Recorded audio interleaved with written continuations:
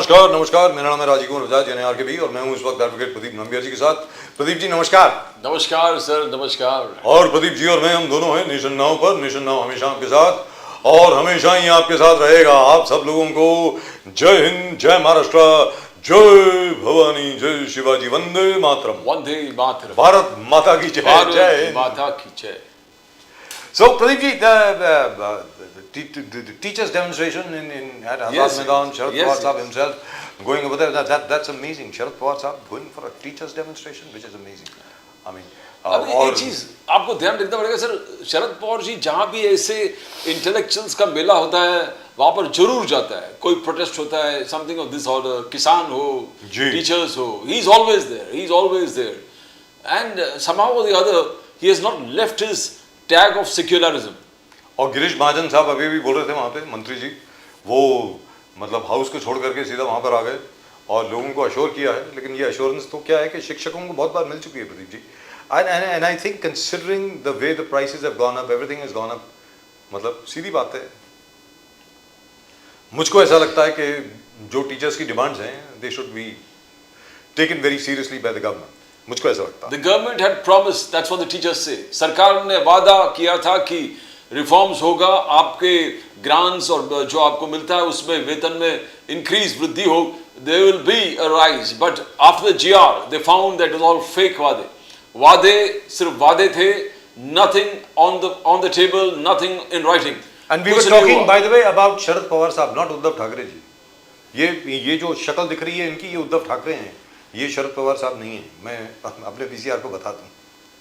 In any event everybody is gone and you know said that we are going to agree to all the terms of the teachers. I hope it happens. और दूसरी चीज़ क्या है प्रदीप जी, जिस प्रकार यहाँ पर हम कितनी बार बात कर चुके हैं, ना जाने कितने स्कूल बंद हो गए हैं, कितने स्कूलों की दुर्दशा है, वो इंफ्रास्ट्रक्चर को इम्प्रूव नहीं कर रहे। और कल जैसे आप बात कर रहे थे कि आपको उनसे पूछना था, सुशील व्यास जी से, लेकिन पूछ नहीं पाए कि वो जो डिजिटल क्लासरूम जो आदित्य ठाकरे ने शुरू किए थे उनका क्या हुआ। Smart classroom, smart classrooms. और अभी अभी जो खबर आई है वो तो बहुत ही दुखद खबर है प्रदीप जी।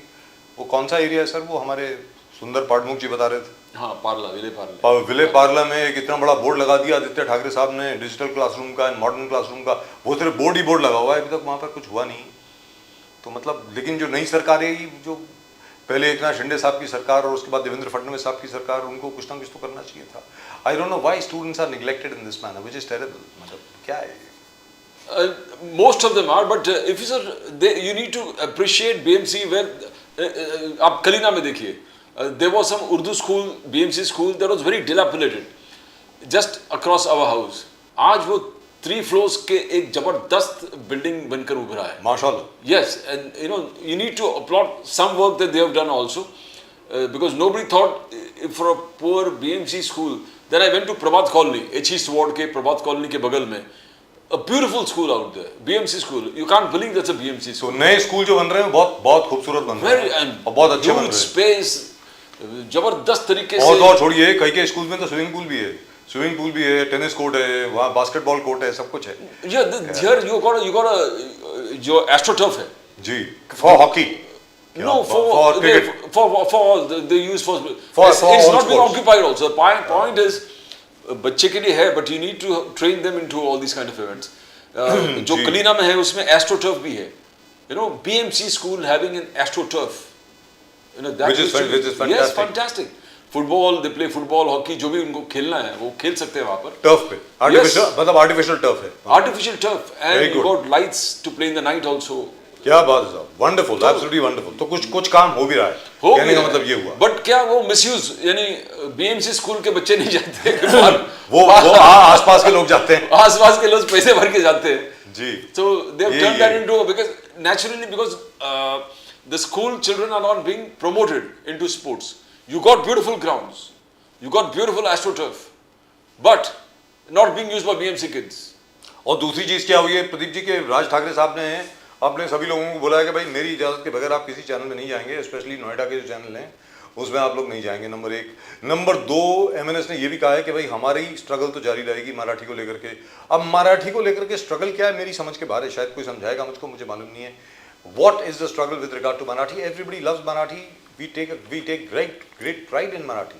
अब देखिए साहब, भारत की फिल्म इंडस्ट्री ना होती अगर मराठी ना होते, प्रदीप जी, सीधी सादी बात है। Absolutely. मतलब दादा साहब फलके कौन थे यार? मतलब आप खुद सोच के बताइए। Legends all. ऑल मराठी, मतलब क्या है, मतलब ये एक से एक मतलब दिग्गज, वी शांताराम, Yes, ये yes. सब लोग, मतलब मेरा ये कहना है कि मराठी को लेकर के खतरा कहाँ से है? मुझे तो ये समझ में नहीं आ रहा। और एक बहुत अच्छी खबर ये आई है तीसरी के जिस विषय के बारे में बात करना चाह रहा था कि मोदी जी को हाल ही में आज ही नामीबिया ने भी अपना हाईएस्ट सिविलियन अवार्ड दिया है। प्रदीप जी, भारत छोड़ने के पहले, जैसे आप बोल रहे थे, भारत से जाने के पहले वो 24 अवार्ड इनको मिल चुके थे। Yes, yes. उसके बाद Ghana gave him the highest award, Trinidad and Tobago, Brazil, five nation tour. I don't know about Argentina कि अर्जेंटीना ने दिया कि नहीं दिया, मुझे मालूम नहीं है, लेकिन नामीबिया ने अब दिया है। So which means we are looking at 28 to 29. at least 28 to 29 countries which have honored Modi ji, therefore India, with their highest civilian award. Amazing, absolutely amazing. And Star Wars में जैसे tagline था, go to no man has ever gone before. That was Prime Minister Modi has got a tagline, the Prime Minister who has visited countries when no PM had gone before. That's right, And which is amazing. आज हम discuss कर रहे थे, आप भी discuss Namibia. Who thought about it? Trinidad, Tobago, किसने सोचा? No. और these are- Trinidad and Tobago में, और प्रदीप जी, जैसा कि अभी बात चल रही थी, well let's go straight across to our guest, उसके बाद ये बात भी डाल देंगे। मुकेश गांधी साहब नमस्कार।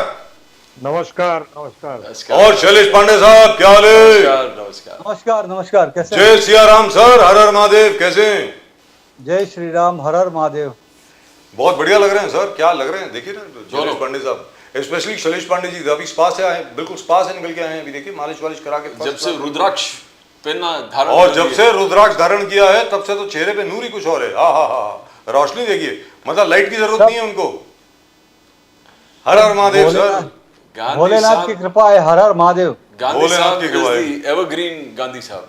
जी। और अभी तो परसों आषाढ़ी एकादशी बीती है, भगवान विट्ठल जी रखुमाई के सभी ने दर्शन किए। पूरे महाराष्ट्र के अंदर धूमधाम से जी देवशयनी आषाढ़ी एकादशी मनाई गई है। और भगवान पंढरपुर में आप देखेंगे किस तरह से पूरा महाराष्ट्र एकदम धर्म में हो गया, विट्ठल में हो गया, भागवत में हो गया। आज पूरे महाराष्ट्र के गली गली से हर गांव गांव से वारी निकली और वो भगवान पंढरपुर में जाके भगवान विष्णु, भगवान विट्ठल जी के रखुमाई के दर्शन किए। विट्ठल जी बिल्कुल। और दूसरी चीज क्या है कि परसों से, मतलब परसों से ना, आज 9 तारीख है ना, Yes. मेरा ख्याल है, तो परसों से तो यूपी, मध्य प्रदेश, यूपी, अपना बिहार वगैरह, नॉर्थ इंडिया में तो श्रावण शुरू हो गया। हमारा श्रावण, महाराष्ट्र का श्रावण जरा देर में शुरू होता है, उधर जरा जल्दी शुरू हो 15 जाता है। दिनों के बाद। उधर जरा जल्दी शुरू हो गया है। तो अब प्रॉब्लम क्या है कि जितने लोग नॉर्थ के हैं, Mukesh Gandhi sahab, you will appreciate this, और शैलेश पांडे जी, हम लोगों में क्या है कि हमें श्रावण दोनों रखने पड़ते हैं, हाँ, कल का भी और आखिर तक का भी। हम तो ऐसे सौभाग्यशाली है जी। कि पूरे बाकी लोगों के लिए महीने का 4 सोमवार मिलता होगा श्रावण का। जी, हमें हम 8 लोगों को मिलते हैं। 8 मिलते हैं। हमें 8 तो हम मिलते हैं। सौभाग्यशाली हैं। Correct है sir. I agree with you। Maharashtra में हम लोग सौभाग्यशाली हैं। बिल्कुल दुरुस्त बात। लेकिन मैं प्रदीप जी से जैसे बात कर रहा था अभी कि भाई, I think he is the first prime minister of India who has gone to Namibia. Sir, this used to be South West Africa. Namibia वो जगह है जहां पर, शायद आपको मालूम है कि नहीं, मुझे मालूम नहीं, मुकेश गांधी साहब को तो जरूर मालूम होगा sir, most of the retail trade, most of the trade पर से इज कंट्रोल्ड बाय गुजरातीज। हमारे गुजराती है वहां पे, सब गुजरात के लोग हैं, नामीबिया में, साउथ अफ्रीका में, कीनिया में, पूरे ईस्ट हर जगह अफ्रीका, में। South Africa, West Africa. अरे उधर कोई गया ही नहीं था अभी तक यार, मतलब ये तो बड़ी अजीब गरीब चीज हो गई। And Namibia is supposed to be so rich in minerals, they found new oil deposits over there. उसके पहले घाना गए, और घाना में they have just discovered the largest oil deposit, oil and gas deposit in the world. और वहां पर क्या हुआ है, मोदी जी से रिक्वेस्ट करी है सर, घाना के प्रेसिडेंट ने, कि आप अपनी ओएनजीसी को बुलाइए, उनको बोलिए हमारी मदद करें इसको एक्सप्लोर करने में। We don't trust American companies. वो अमेरिकन कंपनीज आ जाएंगे, they will take over the entire thing, हमें कुछ नहीं मिलेगा। एवरीबडी ट्रस्ट इंडिया, भारत के ऊपर हर एक को विश्वास है, मतलब दैट इज अमेजिंग। और ये, लेकिन ये, इसके पहले महाराष्ट्र की बात कर लें। शैलेश पांडे साहब, आप ये बताएं, ये मराठी का जो इशू है अब खत्म होगा या नहीं होगा? क्योंकि मुझे तो समझ में नहीं आ रहा भाई, मराठी को लेकर के हम सब लोग गर्वान्वित हैं, हमारा गौरव है मराठी, इसमें कोई दो राय नहीं है। तो मराठी को खतरा कहां से है? शैलेश पांडे जी जरा आप ही समझा दो मुझे, खतरा क्या है मराठी को, बताओ ना सर प्लीज। बिल्कुल नहीं। देखिए राजीव जी, मैं सच में दिल से बोलता हूं, आज 6 पीढ़ियों से हम लोग यहाँ रह रहे हैं और सभी समाज के लोग, सभी धर्म के लोग, सभी जाति के लोग, सभी पंथ के लोग, सभी प्रांत के लोग, सभी भाषा के लोग, सभी वर्ग के लोग यहाँ पर रहते हैं और एक परिवार की तरह रहते हैं, कुटुंब की तरह रहते हैं और कभी भी यहाँ पे ऐसी तकलीफ आज तक हुई नहीं भाषावाद के नाम पे। लेकिन जिस तरह से मुझे लगता है कि जिन पार्टियों की जमीन इस समय खिसक चुकी है, क्योंकि महाराष्ट्र में विधानसभा चुनाव में चाहे वो यूबीटी पार्टी हो चाहे वो मनसे हो, जिस प्रकार से उनको रिजल्ट मिले हैं, इसलिए उनके राजनीतिक अस्तित्व की तलाश वो कर रहे हैं। उस राजनीति के अस्तित्व के तलाश में आप देख रहे हैं किस तरह से वो भाषा को हथियार बनाकर राजनीति करना चाहते हैं। वो महानगर पालिका के आने वाले चुनावों को मद्देनजर रखते हुए ये घृणित, घटिया और ओछी राजनीति कर रहे हैं, जिसका मैं निषेध व्यक्त करता हूं। आप देखेंगे आज मैं और भारतीय जनता पार्टी, हमारा सीधा जो स्टैंड है वो क्लियर कट है कि मराठी हमारी मातृभाषा है। मराठी को अभिजात भाषा देने का दर्जा देने का काम देश के यशस्वी प्रधानमंत्री आदरणीय नरेंद्र मोदी जी ने किया। मराठी का हम सम्मान करते हैं, मराठी बोलने का आग्रह भी हमारा है, मराठी सभी को बोलना चाहिए, आना चाहिए। लेकिन किसी के साथ जोर जबरदस्ती, मारपीट, ऑफिस तोड़ना फोड़ना, हिंसा करना, ये लोकतंत्र में नहीं है, ये भारत के संविधान में नहीं है। हम एक संवैधानिक देश है, हमें अब संविधान के आधार से काम करना चाहिए। मारपीट, झगड़ा, लड़ाई, मोर्चा के खिलाफ मोर्चा हुआ है, सभ्य समाज के लिए ठीक नहीं है। मोर्चा के खिलाफ मोर्चा हुआ है, मनसे का कहना है, एमएनएस का कहना है मोर्चा हुआ, ट्रेडर्स ने मोर्चा निकाला। ट्रेडर्स का मोर्चा ज्यादा नरेंद्र मेहता जी का मोर्चा था। वो जुलूस ट्रेडर्स का नहीं, नरेंद्र मेहता जी का इंस्टिगेट किया हुआ मोर्चा था, जुलूस था ट्रेडर्स का। उसका विरोध में मनसे ने मोर्चा निकाला। मगर पुलिस का जो जाति है उसमें मनसे का कहना है पुलिस ने 3 बजे उठाकर उनके अविनाश जाधव को उठा लिया, बड़े सीनियर लीडर्स को उठा के जेल में डाल दिया। तो ये जाति पुलिस की तरफ से, प्रशासन उनके खिलाफ है, प्रशासन एंटी मराठी है, मनसे का कहना है। पांडे जी देखिए प्रदीप जी, सच्चाई में आपको बताता हूं, जो बार बार ये आरोप लगा रहे हैं मनसे के लोग कि भारतीय जनता पार्टी और नरेंद्र मेहता जी का इन्वॉल्वमेंट था इसमें, व्यापारी के मोर्चे में, ये बात बिल्कुल गलत है, बेबुनियाद है। व्यापारियों का, और पहली बात तो वो मोर्चा नहीं था, वो एक सभा थी जिसमें लोग अपना आक्रोश व्यक्त करने के लिए आए हुए थे और वहां से वो डीसीपी ऑफिस डेलीगेशन लेके जाना चाहते थे। लेकिन वहां के जो डीसीपी हैं प्रकाश गायकवाड़ जी, वो खुद ही चलकर वहां पर आए और व्यापारियों के प्रतिनिधि मंडल से मिले और उन्होंने उनकी जो मांग थी वो मांग का लेटर उनसे ले लिया। उसके बाद पुलिस भी चली गई, व्यापारी भी अपने अपने घर की तरफ गए। हाँ, कुछ लोग जरूर वहां से, जहां पे वो जोधपुर स्ट्रीट था, वहां पे चल के गए, लेकिन वो कोई मोर्चा नहीं था, कोई ऑफिशियल मोर्चा नहीं था, ये मैं पूरे दावे से कहता हूँ। सर अगर मोर्चा हो भी तो क्या हो गया? अरे का हक है मोर्चा निकालने का, तो क्या हो गया? क्या है? आपका हक नहीं है क्या मोर्चा निकालने का? आप जो है व्यापारियों के एक संगठन के अध्यक्ष आप भी हैं जी, बोलिए। देखिए, लोकतंत्र पद्धति से किसी भी अपनी बात को रखने के लिए जो अधिकार लोकतंत्र में दिए हैं संविधान के आधार पे, वो संवैधानिक तौर पे, लोकतांत्रिक आधार पे हर उस अधिकार को, शस्त्र को वो इस्तेमाल कर सकता है, उपयोग में ला सकता है, वो कोई भी हो, वो व्यापारी हो चाहे कोई भी हो। देखिए, और दूसरी बात, जहां तक मराठी भाषा के बात की बात हो रही है, व्यापारियों ने बिल्कुल कहीं भी मराठी भाषा के विरोध में एक शब्द नहीं कहा, मराठी समाज के बारे में एक शब्द नहीं कहा।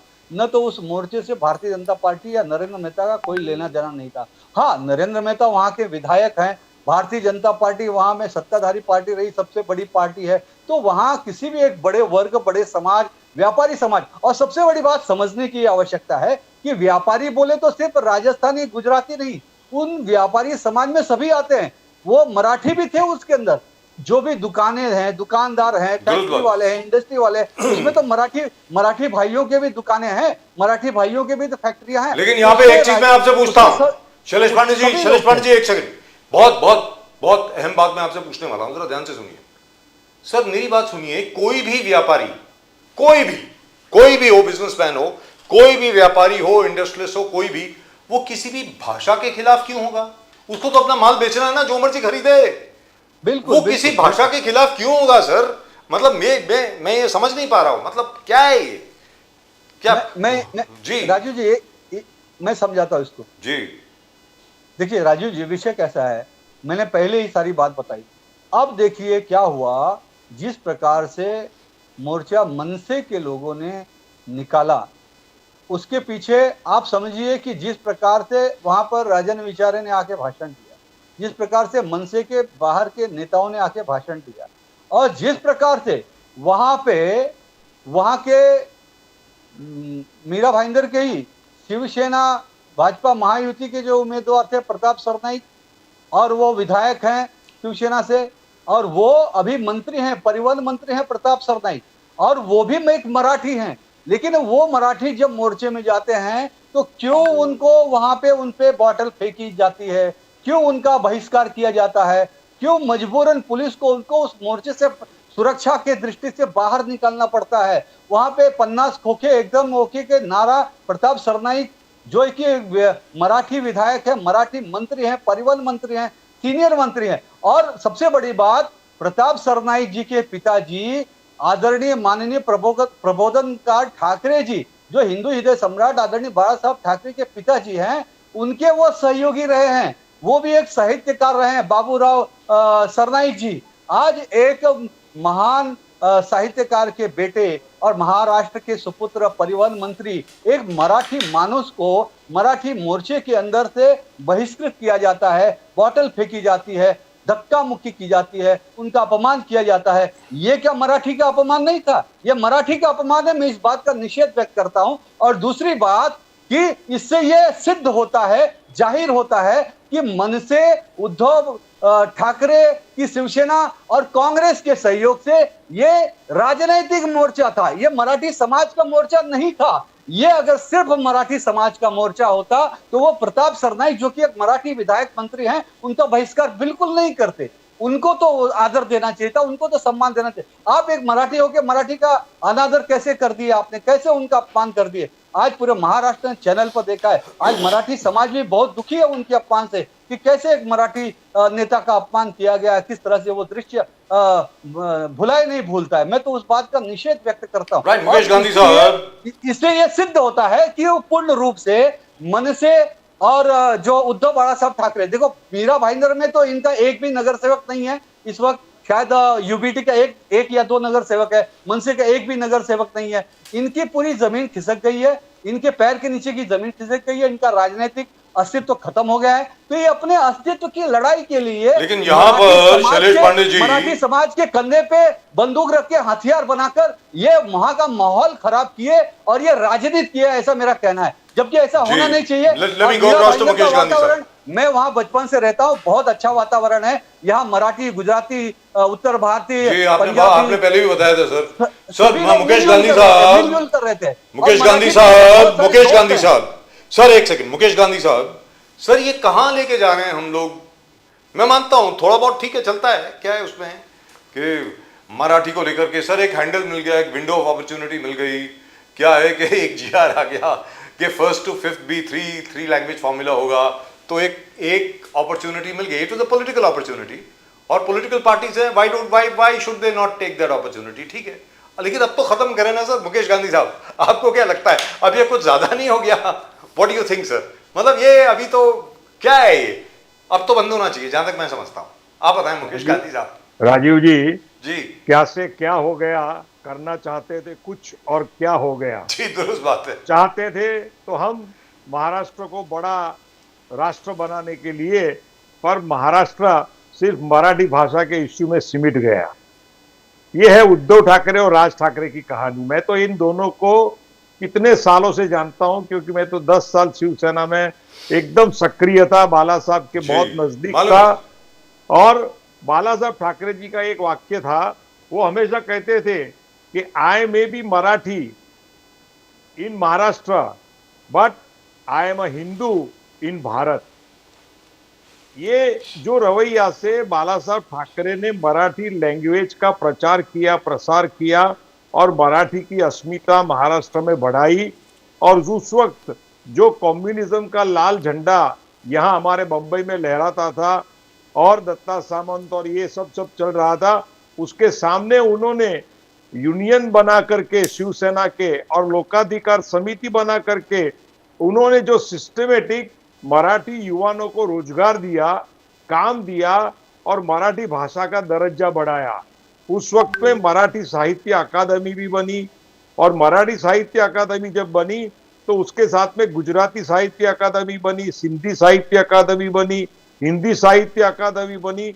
और उस समय में मैं था साहब, उस समय में रविंद्र नाट्य मंदिर में फूल देशपांडे का स्टेच्यू बाला साहब ठाकरे जी ने जब रखा, तब उन्होंने कहा था, उस टाइम में प्रमोद नवलकर सांस्कृतिक मंत्री थे, उन्होंने कहा था कि मैं यहाँ भाषा भवन बनाऊंगा कि जिसमें मराठी भाषा का साहित्य जो है और जितनी भी मराठी भाषा के अंदर जितने भी ग्रंथ अवेलेबल है वो सारी भाषाओं में उसका रूपांतरण होगा, ट्रांसलेशन होगा और अच्छी तरह से उसका विश्व में व्याप्त होगा। इसके लिए रविंद्र नाट्य मंदिर में एक भाषा भवन खड़ा करना चाहते थे, पर दुख की बात यह है कि बाद में बाला साहब ठाकरे जी की सत्ता चली गई और शरद पवार जी ने आकर के रविंद्र नाट्य मंदिर के बाजू में एक शेट्टी को दुकान दे दी और वहां पूरा एक उत्सव का माहौल बना दिया और पूरा रविंद्र नाट्य मंदिर आज कॉमर्शियल सेंटर बन गया।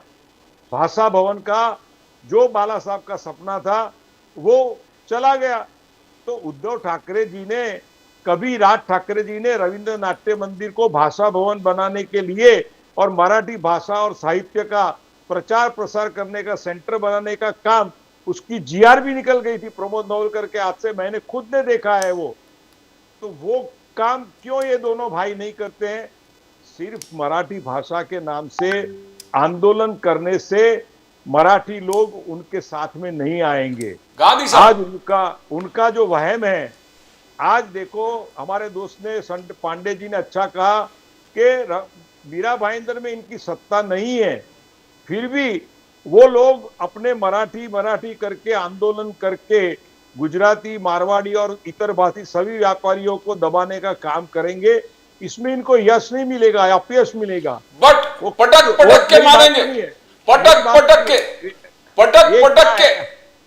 पटक के मारेंगे। निशिकांत दुबे जी ने जिस प्रकार से बार बार चेतावनी दिया कि अपने घर में सब शेर होते हैं, महाराष्ट्र के बाहर निकलो, तमिलनाडु हो, यूपी आओ, बिहार हो, पटक पटक के मारेंगे। क्या ये प्रोवोकेशन नहीं है गांधी साहब? ये प्रोवोकेशन नहीं है क्या? जरूरी था? उसके बाद फिर वो एसेट डिक्लेयर कर रहे हैं, ये इनका एसेट्स है, ये पैसा कहां से आया, नाला सोपारा में 4 फ्लैट है, ये कहां से आया? गांधी साहब, कहां प्रोवोकेशन सभी पार्टी इसको बढ़ा रहे हैं। How do you see that? मैं आपको प्रदीप जी एक बताऊं कि राजकुमार जो हमारे हीरो थे, वक्त में उनका डायलॉग था कि जिनके खुद के घर शीशे के होते हैं वो दूसरों के घर पर पत्थर फेंका नहीं करते। आज राज ठाकरे को ये बात समझ जानी चाहिए कि तुमने मराठी के लिए क्या काम किया है, मराठी लोगों के लिए क्या काम किया है, उसका हिसाब तो दो समाज को। उद्धव ठाकरे को हिसाब देने की तो बात करो। अरे तुमने कुछ किया नहीं है, खाली बातें की आज तक। मैंने आपको एक पहले दृष्टांत दिया रविंद्र नाट्य मंदिर का, एक भाषा भवन का। उसी तरह से दूसरा दृष्टांत है, मरीन ड्राइव के ऊपर एक बाल भवन खड़ा करके उसमें भी बच्चों के साहित्य के लिए वहां भी एक काम करने का था, ये काम नहीं किया। बिरला क्रीड़ा केंद्र में एक का वो बिल्डर के साथ मिलकर के उद्धव ठाकरे वहां रोज आते जाते फ्रेश होते थे, पार्टियां करते थे बिल्डर के साथ।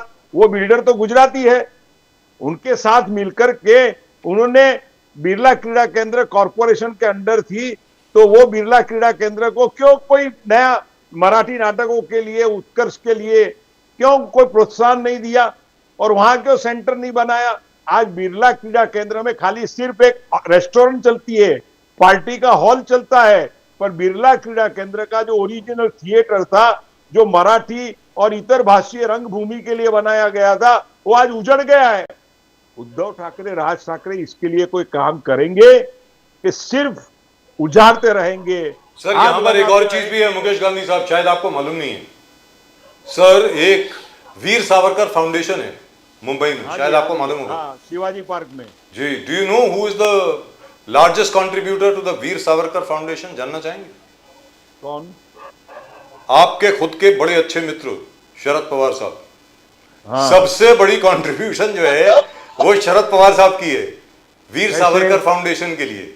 और यहां पर ये दोनों भाई जो दिख रहे हैं ना, बड़े बड़े अच्छे मित्र हैं सर, यहां पर इनकी कंट्रीब्यूशन फिलहाल निल है, जीरो।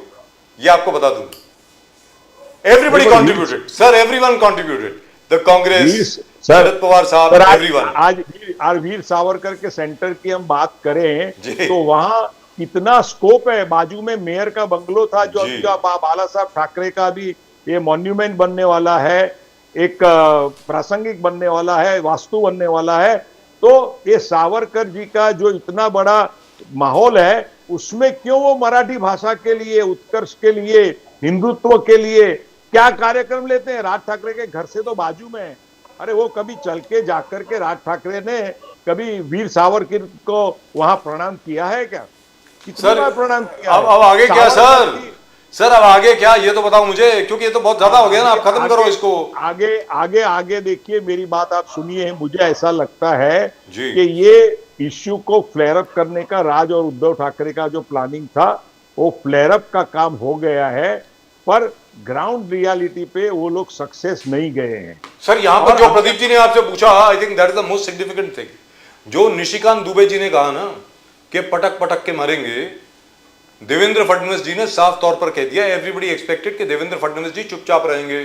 फडणवीस साहब ने साफ तौर पर कह दिया, भाई ये अनएक्सेप्टेबल है, ये इस किस्म की भाषा हमें स्वीकार नहीं है। भले ही मेरी पार्टी के मेंबर ऑफ पार्लियामेंट हो निशिकांत दुबे जी, लेकिन महाराष्ट्र के किसी भी नेता के बारे में ये भाषा हम स्वीकार नहीं करेंगे। I think that's very great of him, Devendra Fadnavis साहब, fantastic. I appreciate Devendra Fadnavis ji और निशिकांत दुबे जी को कोई राइट नहीं है कि हमारे महाराष्ट्र के अंदर आग लगाने का कोई काम करें। और राज ठाकरे, उद्धव ठाकरे कुछ भी करते हैं, फिर भी वो महाराष्ट्र के लिए करते हैं, भले अपने अस्तित्व के लिए करते हैं। पर किसी को मारने की भाषा निशिकांत दुबे बोलेंगे तो इसका सपोर्ट हमारे महाराष्ट्र के कोई नेता, अजीत पवार से लेके शिंदे जी और फडणवीस जी, कोई नहीं करेंगे। ये मेरा पूरा मानना है। दुरुस्त बात है। और यहां पर शैलेश पांडे जी और मुकेश गांधी जी, मेरे से जरा गलती हुई, क्षमा मांगता हूं सबसे। सबसे पहले तो जितने लोग जो हैं, जो हलाक हुए हैं वो वडोदरा के ब्रिज कोलैप्स में, उन सब लोगों को भावभीनी श्रद्धांजलि। It was a terrible accident sir, slab गिर गया पूरा का पूरा। सर क्या हो रहा है ये दूसरा या तीसरा ब्रिज है जो गुजरात में गिरा है। अब रोड्स की आप शक्ल देख लें सर, महाराष्ट्र में भी, बाकी हिंदुस्तान में भी, what is happening sir? Shailesh Pandey ji आप बताएं, ये क्या हो रहा है सर? मतलब ये तो मानता हूं ये बड़ा पुराना ब्रिज था, 84-85 का बना हुआ ब्रिज था ये, बट सर इसको मतलब आपको लगता नहीं है कि we should be very proactive ये देखने के लिए कि भैया आज तक सर शैलेश पांडे साहब अंग्रेजों के जमाने के बनाए हुए ब्रिज अभी तक चल रहे हैं, उनको कुछ नहीं होता। हम लोग जो ब्रिज बनाते हैं, भले आपकी सरकार बना रही हो, कांग्रेस की सरकार बना रही हो, जो मर्जी बना रही हो, वो टूट जाते हैं, गिर जाते हैं। क्या है सर शैलेश पांडे साहब? आपको लगता नहीं कि जो भी रिस्पॉन्सिबल था ब्रिज की देखरेख के लिए, मेंटेनेंस के लिए, इन सब लोगों को मतलब कड़क से कड़क सजा देनी चाहिए इनको? पांडे साहब नहीं, बिल्कुल। देखिए, गुजरात की सरकार इस विषय पे तुरंत वहाँ के जो निर्माण मंत्री हैं और वहाँ के जो अधिकारी हैं, वो जरूर इस पे पूरा संज्ञान लेके सारे विषयों पर जो भी इसके लिए दोषी होगा वो उस पर कठोर कार्रवाई की जाएगी। किसी को बख्शा नहीं जाएगा अगर किसी की गलती के कारण, किसी के लापरवाही के कारण कोई भी चीज होंगी। पुराना ब्रिज था, ये भी हम मान्य करते हैं, लेकिन पुराना होने के बावजूद भी अगर उसके अंदर कोई करेक्शंस करने थे, कोई उसके अंदर उसका दुरुस्तीकरण करना था या उसको बंद करके नया कुछ बनाना था, तो वो जो भी सारी चीजें की लापरवाही हुई है, सर पूरा स्लैब गिर गया सर, पूरा स्लैब गिर गया है। मतलब देखिए, किसी भी एक्सीडेंट के पीछे कारण होता है, वो कारण का जब तक पूरी तरह से जांच नहीं होगी, जांच होने के बाद उसका कारण पता चलेगा और कारण जानने के बाद उस पर जो भी दोषी होगा उसके तो शैलेश पांडे जी और मुकेश गांधी जी, मैं एक छोटी सी बात आप सबके सामने रखना चाहता हूं, जो अभी अभी, हाँ मुकेश गांधी साहब मैं आ रहा हूं आपके सामने, आपके पास ही आ रहा हूं। अब जो अभी अभी गोखले ब्रिज अपना बनाया ना सर, इतने सालों के बाद जो बन गया है, हाल ही में आज ही वहां से मैं आया हूं, this is the third time I have come from there sir. ऐसे ब्रिज है, राइट हैंड साइड के ऊपर we are parked over here, क्योंकि सामने ट्रैफिक लाइट है, ब्रिज के ऊपर हम लोग पार्क्ड हैं सर। दाहिनी तरफ से, सामने की तरफ से, हाईवे की तरफ से या एमआईडीसी की तरफ से जो ट्रैफिक आता है सर, जो हेवी व्हीकल्स आते हैं ना उसके ऊपर, जैसे कोई मतलब अगर कोई मिक्सर जा रहा है या ट्रक जा रहा है सर, पूरा ब्रिज झूलता है sir. I am not joking, it's very dangerous. You are right, you are right. It's dangerous sir, anything can Yeah, happen, झूलता है bridge, you can check I have yourself. same experience. Exactly जी। अब आप बताइए मुकेश गांधी साहब, क्या करना चाहिए इसके बारे में? Don't you think somebody should be held responsible? What is going on here? हमारी सरकार एक तरफ में, हमारे गडकरी साहब बहुत अच्छा काम करते हैं, सारे हिंदुस्तान में बहुत बड़ा नेटवर्क हाईवेज रोड का सबका बना दिया है, पर ये कॉन्ट्रैक्टरों की मिली भगत क्या है वो उनके ऊपर इनका कोई चेकिंग नहीं है। आज आप देखोगे गुजरात में ये जो ब्रिज का हादसा हुआ, और आज आप गुजरात में जाकर के इंटरनल भी देखो ना, तो सर रोड की हालत बहुत खराब है। करेक्ट। मैं बीजेपी का समर्थक हूं, इसलिए ऐसा नहीं है कि मुझे बीजेपी के कार्य का क्रिटिसाइज नहीं करना चाहिए। We should do the creative criticism to the state of any Gujarat, Maharashtra और इंडिया, हिंदुस्तान।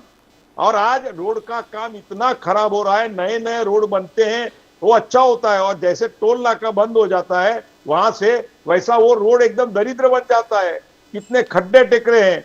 आज आप यहां से बॉम्बे से आपको गुजरात जाने का है तो वसई विरार का लेकर के वहां से मानखुर्द से जो रास्ता है, और मानखुर्द टू थाना का रास्ता जो शिंदे जी का रोड है, वो आप इतनी खराब हालत में आज पड़ा है कि मैं 4 साल 5 साल से देखता हूं कि वो रोड पे कोई काम नहीं होता है, खाली पैचअप डांबर का काम होता है और फिर छोड़ दिया जाता है। वहां के जो ब्रिज भी जो कनेक्टिविटी में बनाए हैं वो भी इतने खड्डे वाले हैं। शिंदे जी क्या करते हैं, यही मुझे तो प्रश्न होता है। उनका इलाका है, उनका एरिया है, भले वो कहे कि वो हाईवे के कनेक्शन है, इसका एमएमआरडीए एमएसआरडीसी पे डालेगी, एमएसआरडीसी हाईवे के ऊपर गडकरी के ऊपर डालेगी, पर ये मानखुर्द का रास्ता देखो, ये हमारा बोरीवली जाने का जो रोड है वो देखो, वहां से जाके वसई विरार का रोड देखो, इतनी खराब हालत में है कि मुझे लगता है कि ये हमारी महाराष्ट्र की, गुजरात की और हमारे हिंदुस्तान की government sir Dombivli bridge, No, एक second sir sir sir sir sir Dombivli bridge 8 साल लग गए बनाने को, 20 करोड़ रुपए खर्च हुए हैं सर। सर एक बारिश आई है, it has to be close, बंद हो गया है। वो कहां पर है? कासारियो जो लोढ़ा जी बना रहे हैं, उसी दोनों जो कॉम्प्लेक्सेस है उसके बीच में से ब्रिज जाता है मुकेश गांधी साहब। वो पूरे रोड इतना खराब, अब मुझे ये समझ में नहीं आ रहा है कि रोड जो फ्लाईओवर के रोड खराब कैसे होता है? रोड ही नहीं दिख रहा है फ्लाईओवर में। सर फ्लाईओवर पे रोड ही नहीं है सर, मिट्टी दिख रही है। Yes. It looks like a mud track, और उस पे पॉट होल्स हैं। और मंगल प्रभात लोढ़ा जी के प्रोजेक्ट दोनों साइड में, दोनों साइड कासारियो, और ये किस प्रकार से सर फ्लाईओवर के ऊपर पॉट होल्स कैसे आ गए सर? सरकार है कि नहीं? I would love to know what is going on here sir. जिसने भी वो ब्रिज बनाया उसको सर कोई प्राइज देना चाहिए। मतलब इट्स अ यूनिक थिंग, ये तो इन्वेंशन है, नया आविष्कार है ये तो। आविष्कार भी है, और मेन चीज मंगल जी जो यहाँ पर मिनिस्टर है, उसी उनका प्रोजेक्ट बगल बगल में है, वो सरकार का आंख और कान है मंगल प्रभात लोढ़ा, और वो चल रहा है ऐसे। गांधी साहब सर ये सारे ब्रिजेस में रोड के अंदर इतना बड़ा करप्शन चल रहा है कि इसको दूर करने का कोई प्रयत्न ये सरकार नहीं करेगी तो आने वाले इलेक्शन में और आगे जाकर के बहुत बड़ी मुसीबत खड़ी होने वाली है। आप देखो सीमेंटाइजेशन ऑफ द रोड अभी नया मुंबई में शिंदे साहब ने लगा दिया, पूरा महाराष्ट्र मुंबई को खड्डा मुक्त by the way it's terrible, it should not be done. क्या ये क्या हालत है आप देखिए।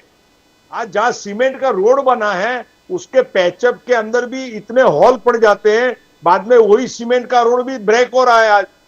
तो सर पूरे यूरोप में, सर मैं आपको बताता हजारों हूं, करोड़ रुपया गए का उद्धव ठाकरे ने जो बैंक बैलेंस करा के रखी थी कॉर्पोरेशन में, वो आपने यूज कर ली।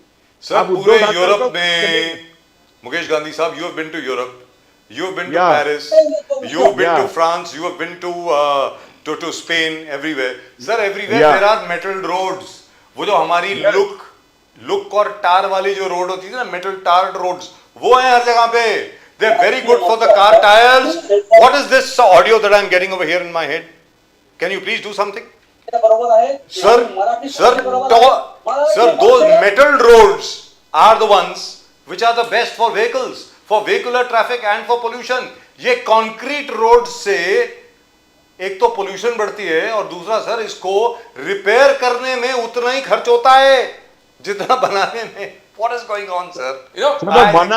पर बनाने के बाद में 6 महीने में वहां क्रैकिस हो जाती है, बीच का पैचअप टूट जाता है। तो इससे तो डामर का रास्ता अच्छा था। पांडे जी बोलिए। पांडे जी, मैं आपसे पूछता हूं, सरकार का क्या चल रहा है? संजय गायकवाड़ जी जिस प्रकार से महाराष्ट्र का जो हॉस्टल है उसके कैंटीन में घुसकर पीटते हैं, लोगों को मारते हैं, घूसे मारते हैं, लात मारते हैं, ये क्या सरकार का एग्जीबिशन है कि कैसे लोग हमारे गवर्नमेंट के अंदर है? इस निर्बोध जिस गरीबों पर इस प्रकार से प्रहार करना, घूसे मारना, थप्पड़ मारना, बोले सांबार ये गलत था, ये गलत खाना गलत था, खाना गलत है कि लोगों इस प्रकार क्रूरता से पीटेंगे, ये सरकार को शोभा देता है? पांडे जी नहीं, देखिए इस विषय पर हमारे महाराष्ट्र के यशस्वी मुख्यमंत्री आदरणीय देवेंद्र फडणवीस जी ने अपना वक्तव्य दिया है और उन्होंने इस बात की निंदा की है कि इस प्रकार से किसी को मारपीट करने की जरूरत नहीं, चाहे भले कोई विधायक हो या कोई भी हो। किसी भी कर्मचारी पर जिस तरह की मारपीट की वो गलत है और उसका हम लोग बिल्कुल उसको समर्थन नहीं करेंगे, क्योंकि संविधान के आधार पे ही किसी को कार्य करना चाहिए। आपको उस विषय का उनके जो अधिकारी थे उनको कंप्लेंट करना चाहिए। अगर कोई चीजें सही नहीं हो रही है तो उसका जो सही प्लेटफॉर्म है, सही अधिकृत बॉडी है, आप उसको कंप्लेंट करिए, वहां सुधार होना चाहिए। क्या मतलब हुआ? उसके खिलाफ एक्शन कब होगा? नहीं, हम किसी भी प्रकार की, देखिए हम किसी भी प्रकार की और किसी की भी हिंसा का समर्थन बिल्कुल नहीं करते, भले वो मन से हिंसा करे, चाहे ये हिंसा करे या कोई भी हिंसा करे। किसी भी प्रकार की हिंसा का समर्थन भारतीय जनता पार्टी बिल्कुल नहीं करती, बिल्कुल नहीं करेगी। बट पांडे जी एक चीज सही है कि जो महाराष्ट्र हॉस्टल कैंटीन है वो गरीब से देहात से आते हैं एमएलए के साथ, तो उनको कुछ भी खाना खिला दो, कोई ऑर्डर कर दिया कुछ भी खाना भेज दो, वो सब गरीब बेचारे हैं, उनको कुछ नहीं मालूम है। तो ये वाकई चिंता का विषय है। बट मारपीट नहीं, उस पे भी अभी जैसे उन्होंने ये सारी बातें आई हैं उस पे पूरी इंक्वायरी की जाएगी। अगर वो भी दोषी है, वो अगर सही भोजन नहीं दे रहा है तो उसमें भी कार्रवाई की जाएगी। उसको सब इंक्वायरी से नहीं चलेगा। ये क्या है कि गरीबों के मसीहा बन के हमारे नेताओं को काम करना चाहिए, सिर्फ दादागिरी करने से अभी नहीं चलेगा सर। बहुत हो गया। गरीबों के मसीहा बनने के लिए कहो इनको, इनकी फेवर कोई करने की जरूरत नहीं है। कुछ आज हॉस्पिटल्स की सिचुएशन क्या है, कैंटीनों की, हॉस्पिटलों की कैंटीनों में आप जाके देखो ना। मुकेश जी, आप मेरे से भी सीनियर नेता है, आप बोलेंगे उसका ज्यादा प्रभाव पड़ेगा। मैं तो बोलूंगा ही। सीधी बात है सर। नहीं, मैंने लेकिन मैं I will be very frank with you. Let me take the other view. I am so sorry, it's an unpopular view. ये बड़ा अनपॉपुलर व्यू है। बाला साहब ठाकरे यही बोलते थे, कभी कभी शिवसेना को अपना तरीका अपनाना पड़ता है भाई, नहीं तो कोई सुनता नहीं है। Let me tell you this, जो प्रदीप जी ने अभी बताया ना एमएलए हॉस्टल में, वो बेचारे गांव के लोग, गांव खेड़े के लोग आते हैं अपने लीडर्स के साथ यहाँ पर, और उनको कहा जाता है कि भैया यहाँ पे अर्जी दो, ये दो, वो दो। उनको सर रोटी के अंदर कंकड़ होते हैं, रोटी के अंदर बजरी होती है, मिट्टी होती है दाल में, तो आदमी मारेगा नहीं तो क्या करेगा? मैं आपसे पूछ रहा हूं। तो आप ठीक है, आप नहीं बोल सकते, मैं बोल सकता हूं सर। नहीं, हमको भी सर इन्होंने जो मारपीट करी है ना, इसके बाद मैं आपको बोल रहा हूं, उनको बदल दिया जाएगा। शैलेश पांडे जी, बदला नहीं जाएगा। आज आप जाकर के उसी हॉस्टल के अंदर भोजन की क्वालिटी सुधारी जाएगी। अरे शैलेश पांडे जी पूरी बात तो सुन लो, शैलेश पांडे जी पूरी बात तो सुन लीजिए। आज उसी हॉस्टल में जाकर के आप खाना ऑर्डर कर लो, फर्स्ट क्लास खाना मिलेगा, जैसे 5 स्टार होटल का है, बहुत बढ़िया खाना मिलेगा। ये 2-3 थप्पड़ जो मारे ना, ये उसका रिजल्ट है। मैं मजाक नहीं कर रहा हूं sir. Let me B very frank with you. Sometimes you have to do things which you have to do whether you like it or not. That's it. Otherwise क्या है सर? आप मुझे ये बताइए, मंत्रालय में ये तो देवेंद्र फडणवीस जी हैं अभी मुख्यमंत्री, इसके पहले एकनाथ शिंदे साहब थे। एकनाथ शिंदे साहब के सामने तो किसी की हिम्मत नहीं पड़ती कुछ बोलने की, सबको मालूम है क्या होने वाला है उसके बाद। और देवेंद्र फडणवीस जी ऐसे हैं कि एक एक फाइल का एक एक पन्ना उनको याद रहता है, एक एक कानून से वाकिफ हैं, इसलिए कोई ब्यूरोक्रेट उनको बेवकूफ नहीं बना सकता। लेकिन सभी मंत्री तो ऐसे नहीं है ना सर। मैं आपको बता रहा हूं, जितने नौकरशाह हैं, जितने ब्यूरोक्रेट है, शैलेश पांडे जी सुनने वाली बात है, Mukesh Gandhi ji will bear me out. Sir, उनका पहला इंस्टिंक्ट होता है हर ब्यूरोक्रेट का, ये कहने के लिए, ये मंत्री जी को बताने के लिए कि ये काम क्यों नहीं हो सकता। सर, कानून में नहीं बैठता, सर रूल में नहीं बैठता। अरे तो बिठाओ ना, ये क्या मतलब है? ये हद होती है यार। मतलब महाराष्ट्र में कुछ होना ही नहीं चाहिए। बैठो, फाइल पे फाइल पे फाइल पे फाइल, एक डेस्क से दूसरे डेस्क पे पहुंचने के लिए फाइल को 2-2 साल लग जाते हैं। सर क्या है ये? आप बताएं मुकेश गांधी साहब, बोलिए। सर देखिए, ऐसा है, वो देओल का, सनी देओल का जो डायलॉग है ना, कायदे पे कायदा, क्या वो डायलॉग है? तारीख पे तारीख। वैसे पांडे जी को बरोबर मालूम। मंत्रालय में कॉरपोरेशन में जहां भी पूरे हिंदुस्तान में कोई स्टेट बाकी नहीं है जहां फाइल पे फाइल चलती है। और इतना इंटरनेट से सारे चीजों को मोदी जी ने पूरी कनेक्टिविटी बढ़ाई है, फिर भी ये फाइलों का ऐसा एक नेक्सस है कि इनको हम आज तक तोड़ नहीं सकते हैं। पर एक बात अच्छी है कि आज हमारे लिए महाराष्ट्र में अच्छा है कि फडणवीस जी, अजित पवार और शिंदे जी, ये 3 ऐसे टाइगर है, दो तीनों, कि जिससे ये फाइलों के ऊपर जो भी नाक नक्शा करने वाले अधिकारी है ना, उनको वो सीधा करके भी जनता के हित में ये तीनों नेता आज काम करते हैं, वो मैं देख रहा हूं। पांडे जी और गांधी साहब, आप दोनों एजुकेशन डिपार्टमेंट से जुड़े हो, आप दोनों फंक्शनिंग देखे एजुकेशन। अगर आज शिक्षक आजाद मैदान में 2 दिन से लगातार हड़ताल पे बैठे हैं, भले गिरीश महाजन जी गए, पांडे जी, गिरीश महाजन जी गए, शरद पवार साहब से सवेरे थे वहां पर, शरद पवार साहब थे कि अन्याय हो रहा है हमारे शिक्षक के खिलाफ, शिक्षक का वेतन बढ़ना चाहिए, जो स्कूल्स का मर्जर यहां पर भी हो रहा है उस पर भी थोड़ा कंट्रोल होना चाहिए। तो ये विषय कब खत्म होगा? शिक्षक कब तक रास्ते पर आकर अपना हक के लिए लड़ते रहेंगे? पांडे जी, कब खत्म होगा ये सब? जी बिल्कुल, देखिए हमारे मंत्री आज वहां पर गए, महाजन जी, और जी गिरीश महाजन जी थे वहां। जी हाँ, गिरीश महाजन जी थे। और वो ऐसा नहीं कि आज ही वो वहां गए, आज तो गए हैं, सबसे मिले भी। इसके पहले भी जो उनके नेता हैं शिक्षकों के प्रतिनिधि मंडल है, उनसे वो कई बार मिल भी चुके हैं, बात भी हुई है। और जल्द से जल्द मुख्यमंत्री आदरणीय देवेंद्र फडणवीस जी और शिक्षा मंत्री दादा भुसे जी और जो भी कमेटियां हैं, इस पर जल्द से जल्द सही निर्णय लेगी। और देखिए, मैं तो ये मानता हूँ, शिक्षक हमारे देश के लिए पथ प्रदर्शक होता है, उनको हम बहुत ही हृदय से मानते हैं। और अभी 2 दिन में गुरु पूर्णिमा भी आ रही है। हम कहते हैं गुरु ब्रह्मा गुरु विष्णु गुरु देव महेश्वर, गुरु साक्षात पर ब्रह्म तस्मै श्री गुरुवे नमः। लेकिन कहीं कहीं आज देश के अंदर, महाराष्ट्र के अंदर जो हालात है, वो शिक्षकों के हालात देख के मुझे भी थोड़ा सा दुख होता है इस विषय को लेकर, कि आज जिस प्रकार से, मैं तो देखिए इस विषय के साथ साथ ये भी मैं ये कहना चाहूंगा कि जिस प्रकार के कार्य सरकारी शिक्षकों से चुनाव के दौरान या अन्य सरकारी कामकाजों के दौरान किए जाते हैं, ये कहीं ना कहीं जो बर्डन उनके ऊपर डाला जाता है वो भी ना डाला जाए, शिक्षकों को पूर्ण रूप से शिक्षक का ही काम करने दिया जाए। देखिए, मैं एक बात बताऊं आपको, मैं ये सरकार को विषय नहीं है, ये एक तरह से नैतिकता का मैं विषय कहता हूं। अभी हाल ही में आपने एक विषय देखा होगा, मलाड में किसी विद्यालय में एक महिला शिक्षक का एक कुछ विषय आया था। आज मैं देखता हूं नैतिकता कहीं ना कहीं कम होती जा रही है। और नैतिकता कम होने के लिए जो है वो हमें संस्कार होने चाहिए, हमें आध्यात्मिकता सर वो तो सब ठीक है, लेकिन आपने जो जीआर निकाला मुझे लगता है कि शिक्षा के अंदर आध्यात्मिकता और नैतिकता का बढ़ावा मिले, जिसे गुरु शिष्य परंपरा कायम रहे। गुरु के जो इतना महत्व दिया गया है, तो वो गुरु का महत्व, गुरुओं को पैसे तो दो, लक्ष्मी जी तो जानी चाहिए ना गुरुओं के घर में।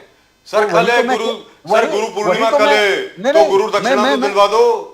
मैं वही कह रहा हूं, उनको उनका अधिकार मिलना चाहिए, पूरा मिलना चाहिए। मैं स्पष्ट रूप से लेकिन सर अभी जो जीआर निकला है उसके खिलाफ प्रोटेस्ट है, क्योंकि प्रॉमिस सब कुछ किया गया था। ये लोग पहले भी दादा भूसे साहब से मिले हैं, गिरीश महाजन जी से मिले हैं, इनकी मीटिंग जो है एक बार देवेंद्र फडणवीस जी से भी हुई है। लेकिन मैं फिर वही बात कह रहा हूं, जो ब्यूरोक्रेट्स हैं उनके ऊपर आपका होल्ड होना पड़ेगा। सर क्या है कि उन्होंने जो जीआर निकलवाया है, और जीआर किसके नाम से निकला है? फडणवीस साहब के नाम से निकला है। Naturally he is the chief minister साहब के नाम से वो आ गया। और चीफ मिनिस्टर साहब को शायद मालूम भी नहीं होगा कि ये जो प्रॉमिस किया गया वो कुछ भी नहीं है जीआर में। सर प्रोटेस्ट इसलिए हो रही है, सर जरा ध्यान दें पांडे जी, कौन है ब्यूरोक्रेट वहां पे, सर उसकी क्लास लीजिए, उसको ट्रांसफर करिए ना गढ़चिरौली, क्यों आप उसको यहां पे बैठने दे रहे हैं? Let him go to the Naxal infested area, उनको बोला भैया आप नक्सलवादियों से बात करो।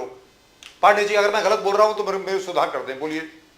नहीं मैं बिल्कुल सही है। अगर किसी भी प्रकार से किसी भी ब्यूरोक्रेसी के द्वारा इस तरह का कोई भी गुमराह करने का कोई कार्य किया गया होगा तो जरूर उस पर कार्रवाई होगी। और देवेंद्र जी बहुत ही गुणवान मुख्यमंत्री हैं, यशस्वी मुख्यमंत्री हैं। और शिक्षकों के विषय पे तो हम शिक्षकों को बहुत ही महत्व देते हैं और शिक्षक और इस पे अगर कोई भी बात हुई होगी तो उसको दुरुस्त किया जाएगा और शिक्षकों को जरूर न्याय देंगे देवेंद्र जी। मुझे पूरा भरोसा है देवेंद्र जी पर, हमारी महायुति की सरकार पर। एक मिनट पांडे जी ये बता दें कि भाई आप मीरा भाईंदर में जहां से आप आते हैं वहां पर अभी माहौल क्या है?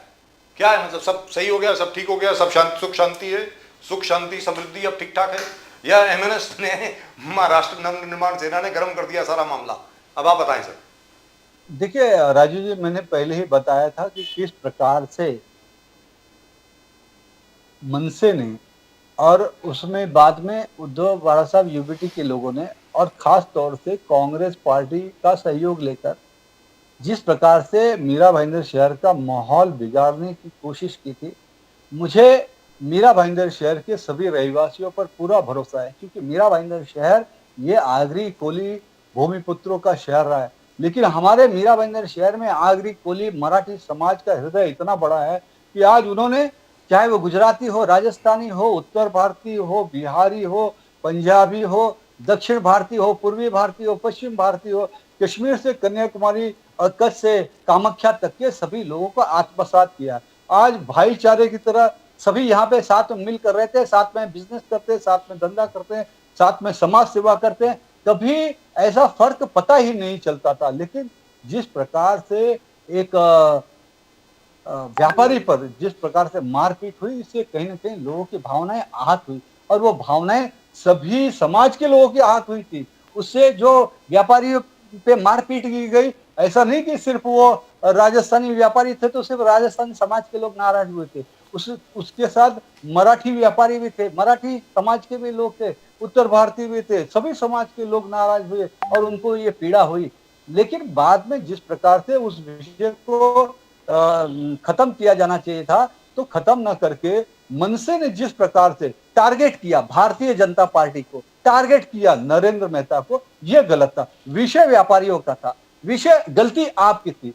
व्यापारी आपके चंद मनसे के लोगों के खिलाफ बात कर रहे थे। मैं तो मनसे के भी सारे लोगों को गलत नहीं कहता हूं, लेकिन जो वो लोग 7 लोग थे जिन्होंने गलती की थी, तो आपने उनको गलती को स्वीकार करके वो विषय को आपको खत्म करना चाहिए था। तो आपने उसको खत्म न करके उसमें आपने आपने भारतीय जनता, सुनिए तो भारतीय जनता पार्टी को टारगेट किया, नरेंद्र मेहता जी को टारगेट किया। अरे नरेंद्र मेहता जी तो विधानसभा सत्र चल रहा है, वो तो कंटिन्यू उस वक्त भी विधानसभा में थे और पिछले 2-3 दिन से भी मैं देख रहा हूं कि वो यहाँ नहीं आए। जबकि नरेंद्र मेहता जी ने मीरा भाईंदर शहर में इस वक्त आषाढ़ी एकादशी के दिन से लेकर आगे 1 हफ्ते तक लगातार प्रति पंढरपुर एक बहुत ही भव्य दिव्य कार्यक्रम, प्रति पंढरपुर और भव्य कीर्तन महोत्सव का आयोजन किया गया है कि जो लोग हमारे मीरा भाईंदर शहर के वो भागवत प्रेमी हैं, वारकरी हैं, मराठी भाई हैं, सभी लोग जो पंढरपुर जो भक्तगण हैं, वो जो पंढरपुर ना जा सके, वो हमारे इस मीरा रोड के अंदर एक बहुत बड़ा मैदान है, उसके अंदर डोम बनाकर प्रति पंढरपुर मंदिर की प्रतिकृति बनाई गई है। वहां पे रोज कीर्तन हो रहा है, धार्मिक आयोजन किया जा रहा है, भजन हो रहा है और आकर भगवान विठल के और सारा मराठी समाज आ रहे हैं। आज वो तो इतना अच्छा काम कर रहे हैं। पे कोई पाबंदी नहीं रखा था, पुलिस ने कोई पाबंदी ट्रेडर्स पे नहीं रखा। कोई ट्रेडर को 3 बजे सवेरे घर से उठाकर पुलिस स्टेशन में बंद नहीं किया, जो मनसे के कार्यकर्ता को किया। मनसे को परमिशन नहीं दिया, ट्रेडर्स को परमिशन। ये भेदभाव दिख रहा है, मनसे ये हाईलाइट कर रहा है बार बार कि ये भेदभाव क्यों हो गया, ट्रेडर्स पे पाबंदी क्यों नहीं लगाया गया। हमारा नेता को 3-3 बजे सवेरे घर से उठा के डाल दिया अंदर। ये भेदभाव खुलेआम दिख रहा है पांडे जी, सरकार की ओर से ये भेदभाव हुआ है, ये मनसे का कहना है। नहीं, मैं उसको स्पष्ट करता हूं। पहली बात तो व्यापारियों के द्वारा कोई मोर्चा नहीं था, कोई आंदोलन नहीं था, एक विषय हो गया। वो एक सभा थी, वो मैं बताता हूँ, आई माता मंदिर है, उनका सिरवी समाज का एक सभागृह है, उस सभागृह के अंदर वो एक मीटिंग थी, लेकिन वो उसमें 1000-1500 लोग ही आते थे, लेकिन आक्रोश के कारण उस दिन 5000 से ज्यादा लोग आ गए। तो वो लोग, जितने लोग हॉल में थे उससे 3 गुना ज्यादा लोग रोड पर दिख रहे थे, तो इसलिए वो आपको आंदोलन दिख रहा था, जबकि वो ऐसा बात नहीं था। दूसरी बात, मनसे ने जिस प्रकार से माहौल खराब करने के लिए ये मेन तकलीफ कहां हुई, जो रूट उन्होंने बनाया, जिस जोधपुर स्वीट पे तोड़फोड़, वहां पे मारपीट किया था, वहीं से मोर्चा निकलना गया था, और उसके आगे जाते हुए भारतीय जनता पार्टी का एक कार्यालय आता था, और उसके बाद मीरा रोड रेलवे स्टेशन आता था। तो जो रूट था, पुलिस को ये कहना था, पुलिस प्रशासन का, कि आपने जो रूट बनाया है वो रूट सही नहीं है, उस रूट पे कुछ भी अप्रिय घटना घट सकती है, और अब किसी भी भविष्य में अप्रिय घटना को घटने न दे, और कायदा सुव्यवस्था अच्छी तरह से कायम रहे। इसलिए पुलिस प्रशासन बार बार मनसे के लोगों से निवेदन कर रही थी कि आप ये रूट बदल दे, आप ये रूट बदल दे, लेकिन वो अपने जिद पर अड़े रहे। मुझे बताइए, रेलवे स्टेशन पे भीड़ भाड़ रहती है, लोग आते रहते जाते रहते, वहां यात्रियों को तकलीफ होती, भारतीय जनता पार्टी का ऑफिस था, वहां कोई अप्रिय घटना घटती तो शहर का माहौल और बिगड़ सकता था। और जहां पे जिसके साथ आपने वो घटना घटी, जोधपुर स्थित, आप वहीं से उसकी दुकान से क्यों निकाल रहे, आप बीजेपी के ऑफिस पे क्यों निकाल रहे, आप रेलवे स्टेशन पे क्यों कर रहे? तो ये सारी चीजें मनसे के लोगों को भी समझदारी से काम करना चाहिए था, जो कि उन्होंने नहीं किया। इसलिए पुलिस प्रशासन का भी इंटेलिजेंस रहता है, पुलिस प्रशासन का भी अपना रणनीति रहती है, नीति रहती है, उनको भी कायदा सुव्यवस्था को ध्यान में रख के कार्रवाई या काम करना पड़ता है। इसलिए उन्होंने जो सही लगा वो उन्होंने कहा, किया। लेकिन मैं आपको बता दूं, इसका अर्थ नहीं, आज जिस तरह से प्रताप सरनाईक मराठी आमदार मंत्री का इन्होंने अपमान किया, ये मराठी समाज फिर से इनसे नाराज हो गया है। और मराठी समाज में आपको बता दो, मराठी समाज भारतीय जनता पार्टी के साथ है। आज भारतीय, जो पिछले महानगर पालिका थी, उसमें भारतीय जनता पार्टी के 30 से ज्यादा नगर सेवक मीरा भाईंदर की जनता ने चुनकर दिया है। 30 से ज्यादा नगर सेवक भारतीय जनता पार्टी के।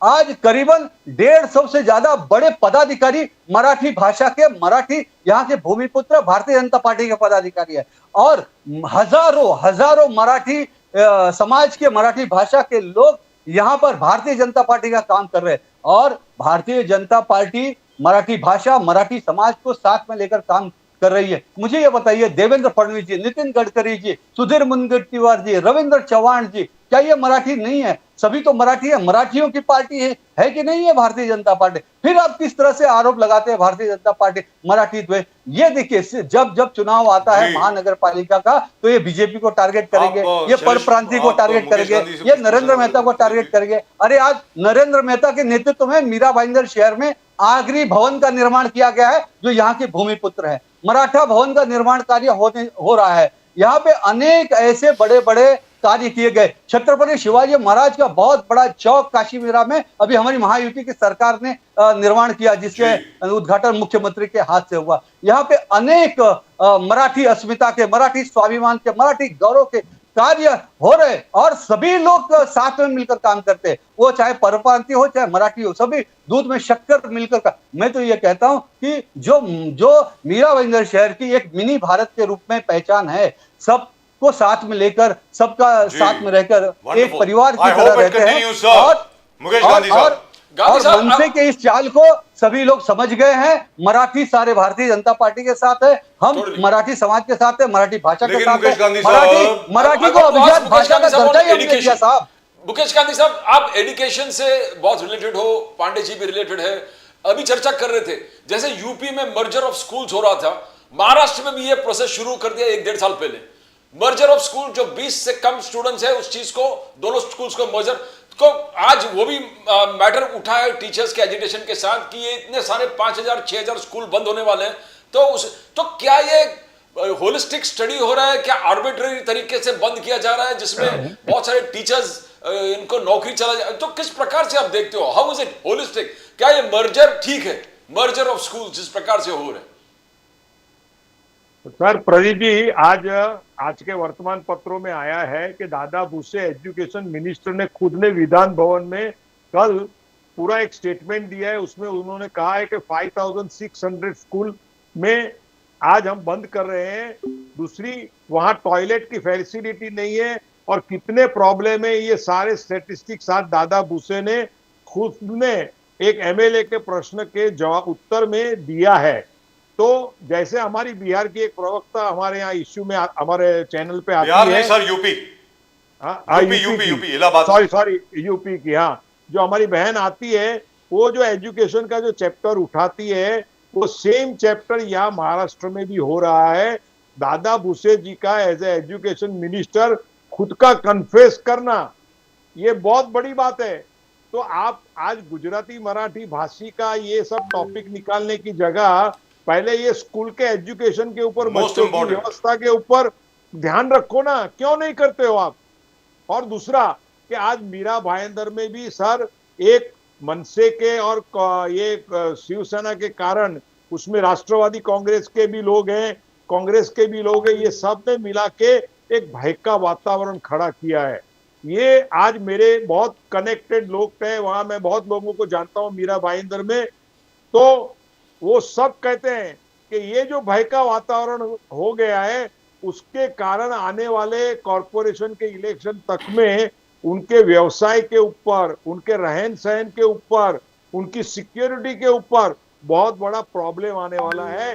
तो इसमें देवेंद्र फडणवीस का, शिंदे जी का, अजित पवार जी का, सभी हमारे राजनेताओं का इसके ऊपर बहुत बड़ा प्रॉब्लम के ऊपर केयर टेकर रहना पड़ेगा। और मुझे तो लगता है कि अभी मनसे की ये जो चाल है ना उसमें हमारे होम डिपार्टमेंट को बहुत ही अलर्ट रह के पूरा काम इसके ऊपर पूरी मुकेश गांधी साहब, विजिलेंस रखनी पड़ेगी। मुकेश गांधी साहब, मैं ये बोल नहीं सकता, आप बोल सकते हैं कि वास्तविकता में पीछे क्या हो रहा है। आपको भी मालूम है, शैलेश पांडे जी को भी मालूम है, ऐसा नहीं है कि आप लोगों को मालूम नहीं है कि वास्तविकता में क्या हो रहा है। सर ऐसा है, एक जमाना था वेनेवर से दाऊद इब्राहिम, मैं दाऊद इब्राहिम का एग्जांपल देता हूं आपको छोटा सा। ये कहा जाता है 10-15 साल, 15-20 साल पहले की बात है, जब भी दाऊद का डर, भय, भौकाल मुंबई में कम हो जाता था तो दाऊद की तरफ से ही कुछ अपने खास मीडिया वालों को वो कोई वीडियो जो है वो रिलीज कर दिया करते थे, दाऊद के जो लोग थे। बहुत बड़ी बात है। ठीक है सर, और उसको हमारे जितने भी मीडिया वाले हैं, हमने आज तक कभी ये काम नहीं किया, मैंने आज तक कभी ये काम नहीं किया, दावे के साथ कह सकता हूं। उसको बार बार दिखाते, देखो दाऊद का भय, दाऊद का धर, ये वगैरह। उससे क्या होता था, पुलिस के मुताबिक दाऊद के जितने गुर्गे जितने होते थे उनकी कलेक्शन बहुत अच्छी शुरू हो जाती थी। अब आप बोलें सर, आगे मैं कुछ बोल नहीं सकता, अब आप बोले मुकेश गांधी। नहीं, आपकी बात एकदम सही है भैया। ये क्या है कि माहौल को मैंने इसीलिए कहा ना कि कॉरपोरेशन के इलेक्शन तक का माहौल के ऊपर हमारे होम डिपार्टमेंट का विजिलेंस नहीं रहेगा तो बहुत बड़ी चीजें फ्लेयर अप हो जाएगी। इससे हमारे आम आदमी जो रहते हैं यहाँ महाराष्ट्र में, मुंबई में पर्टिकुलरली, उनको तकलीफ होगी। इसलिए अभी माहौल बिगड़ा हुआ है। और अभी क्या है कि भूखा शेर अभी जंगल में निकल पड़ा है और उसको अभी कॉरपोरेशन का इलेक्शन में जीत करके लाने का है, तो वो कुछ भी काम करेगा, कुछ भी शिकार पे निकलेगा, कुछ भी त्राड़ लगाएगा। तो उससे महाराष्ट्र के लोगों को ये होना चाहिए। और दूसरी बात राजीव जी, मेरा एक एनालिसिस है कि उद्धव ठाकरे जी ने सबसे बड़ी मिस्टेक की है राज ठाकरे जी के साथ में संयोग करके। आप देखना, जैसे शिंदे ने शिवसेना को तोड़ा, ओरिजिनल शिवसेना को, उसी तरह अभी राज ठाकरे जी भी उद्धव की सेना को तोड़ेंगे और राज ठाकरे की मनसे जो है वो ज्यादा स्ट्रांग हो जाएगी और बाद में एक नया वॉर वापस खड़ा होने वाला है। वो भी अब महाराष्ट्र को उसके लिए तैयार रहना पड़ेगा, ऐसा मेरा विजुअल है। मुकेश गांधी, पांडे जी से पूछता हूं, पांडे जी, राजन विचारे वर्सेस प्रताप सरनाइक, एक जंग वहां पर चल रहा है मीरा रोड, ठाणे और पूरे एरिया में, किस प्रकार से देखते हो? क्या ये बहुत प्रभावित होगा चुनाव में? जिस प्रकार से विचारे जी लेटर पे लेटर लिख रहे हैं कि आप क्या थे और क्या हो गए सरनाइक जी, तो क्या देखते हो? कैसे वातावरण देख रहे हो मीरा रोड और अन्य जगह पर? Rajan Vichare versus Pratap Sarnaik. Pandey ji, I can't hear. आपका आवाज नहीं आ रहा पांडे जी। पांडे जी आपने शायद उसको म्यूट पे कर दिया होगा सर, अपने फोन को जरा अनम्यूट करिए ना। नहीं नहीं हाँ नहीं, ठीक है नहीं, ठीक है, Yes, हाँ, ठीक yes. है, बोलिए सर बोलिए। देखिए, राजन विचारे जी पिछले लोकसभा चुनाव में राजन विचारे जी के लिए वोट जिहाद किया गया। नया नगर का जो पॉकेट है वहां से वहां उनके लिए वोट जिहाद हुआ, लेकिन वोट जिहाद के बाद भी वो चुनाव बहुत बड़े वोटों से हारे है। और भारतीय जनता पार्टी, शिवसेना और राष्ट्रवादी कांग्रेस पार्टी महायुति के लोकप्रिय उम्मीदवार मस्के जी चुनाव जीते। तो राजन विचारे जी को समझ में आना चाहिए, वो 10 साल तो सांसद थे, 10 साल सांसद रहने के बाद ही, अरे हम ही लोग थे तभी उनके साथ दिन रात घूमते थे, मेहनत करते थे और उनको इतना हमने सपोर्ट किया था, हमने चुनाव जितवाया था। लेकिन ऐसा क्या हो गया कि राजन विचारे जी इस बार बुरी तरह से हार गए? क्यों हार गए? क्या काम नहीं किया? क्या उन्होंने गलती किया? और दूसरी बात, आप जिस प्रकार से जिहादी पार्टी के गोद में जाकर, अफजल खान के गुणगान करने वाले पार्टी में जाकर, हिंदू द्रोही पार्टी में जाकर, भगवान राम के अस्तित्व को अस्वीकार करने वाले कांग्रेस पार्टी के जाकर गोद में बैठोगे तो आपका क्या हश्र होगा? आपने तो लोकसभा चुनाव में देख लिया है। तो अभी भी ये इनको वो क्या है, टोपी का इनका जो प्यार है वो इनसे छूट नहीं रहा है। और देखिए, इस वक्त जो मीरा भाईंदर या ठाणे जिला का जो जनता है वो जनता हिंदुत्व के साथ है, वो आदरणीय नरेंद्र मोदी जी के साथ है, अमित शाह जी के साथ है, देवेंद्र फडणवीस जी के साथ है, एकनाथ शिंदे जी के साथ है, प्रताप सरनाईक जी के साथ है, नरेंद्र मेहता जी के साथ है, भाजपा, शिवसेना, राष्ट्रवादी कांग्रेस पार्टी महायुति के साथ है।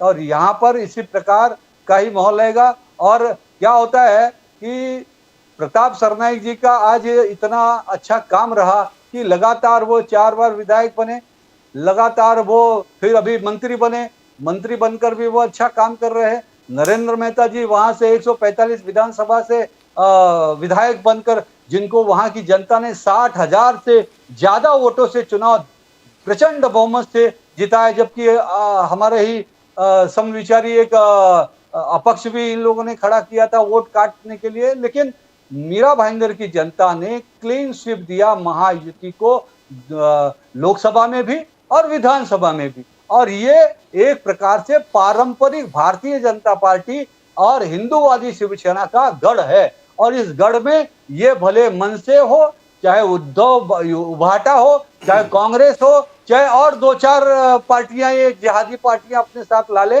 मुस्लिम लीग भी ला ले, तो भी ये भाजपा, शिवसेना, राकपा महायुति का मुकाबला बिल्कुल नहीं कर सकते, क्योंकि यहाँ के लोग जो है वो हिंदुत्ववादी हैं। लेकिन सर यहाँ पर एक चीज है, वो विकासवादी है। ठीक है शैलेश पांडे जी, आपका जो एनालिसिस है, आपका जो विश्लेषण है बिल्कुल ठीक है, उसमें मुझे तो कोई मतलब खास कोई प्रॉब्लम दिखती नहीं है।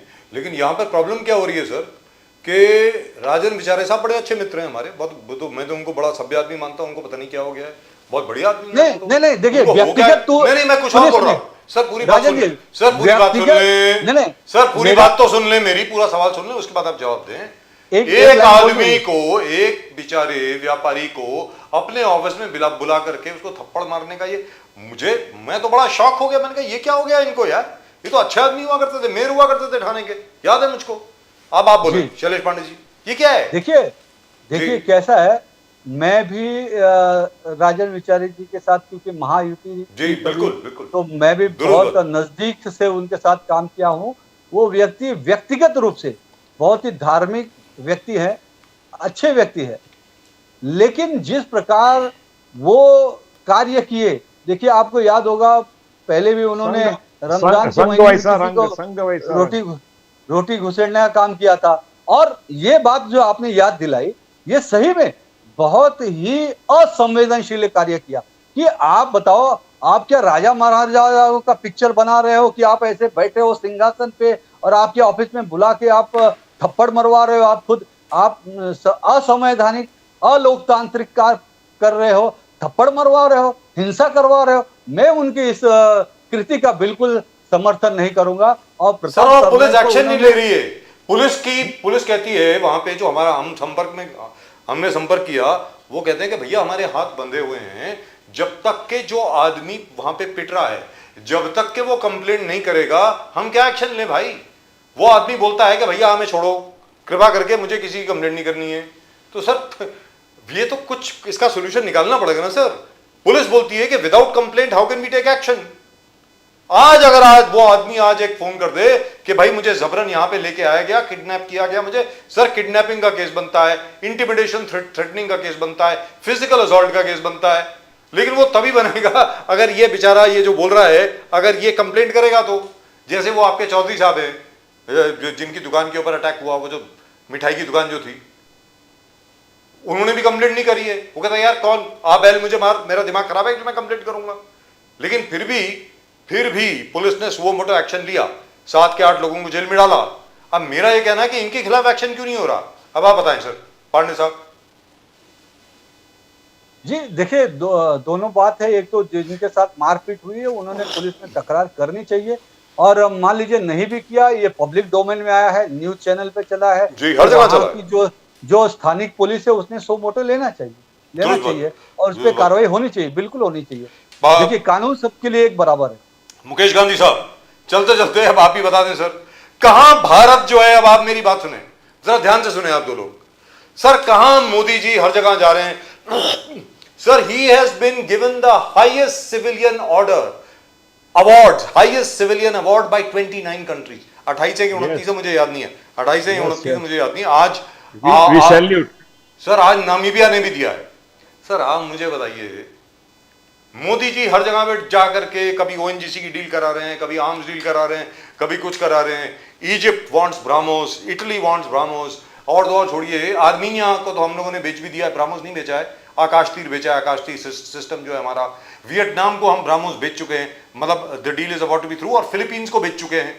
इसके अलावा ना जाने कितने और देश हैं, they have all sent inquiries. उसके अलावा ग्रीस को we are having a new defence treaty with Greece and Cyprus. क्या है, तुर्की को घेरने का ये पूरा का पूरा प्लान है, because Turkey is totally with Pakistan. They are helping Pakistan, as a result of which Modi ji has become the first prime minister to visit Cyprus in 34 years. 34 साल में पहले प्रधानमंत्री हैं जो साइप्रस गए।